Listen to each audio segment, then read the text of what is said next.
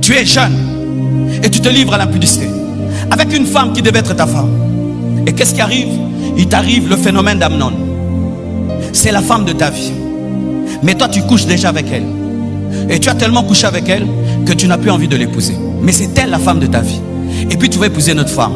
Et avec elle, tu engendres des Ismaël au lieu d'engendrer des Isaac. Maintenant, Jésus va venir par Ismaël.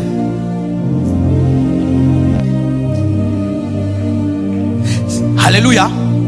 Quand tu te livres à l'impudicité, tu peux rater même la femme de ta vie parce qu'elle est tellement utilisée que tu n'as plus besoin de l'utiliser, de l'épouser parce que tu l'as déjà épousée sans l'épouser. Mais encore, ce n'est pas la femme de ta vie. Mais toi, tu tombes dans l'impudicité avec elle.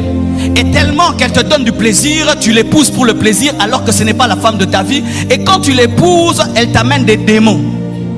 Et Dieu dans ta destinée n'a pas prévu que tu aies des démons. Ça t'alourdit dans ta destinée. Vous voyez comment est-ce que l'impudicité perturbe une destinée. Un autre exemple. Tu te livres dans l'impudicité et le scandale a lieu. Tes enfants sont au courant. Et tes enfants maintenant doivent voyager, quitter les études, aller reprendre ailleurs, peut-être voyager 2 ans, 3 ans, ils perdent. Pourquoi ils ont du retard? Parce que les parents ne se sont pas gardés.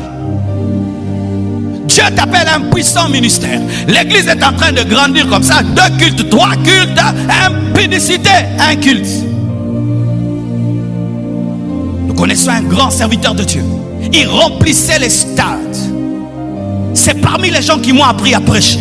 J'ai appris à prêcher en l'écoutant. Et il tombe dans le péché. L'église s'est vidée. Il ne reste que le 1/3 de l'église. Il a perdu son assurance. Il a perdu sa force. Chaque fois qu'il prêche, tu sens qu'il est culpabilisé. Il a bouleversé le plan de Dieu.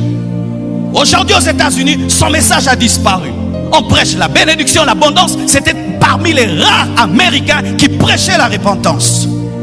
Il a perturbé la destinée de toute une nation. Au point où les hommes de Dieu ont peur de prêcher la repentance à cause de ce qui lui est arrivé. Oh ma terre, ma bébé, t'es là quoi ici quoi?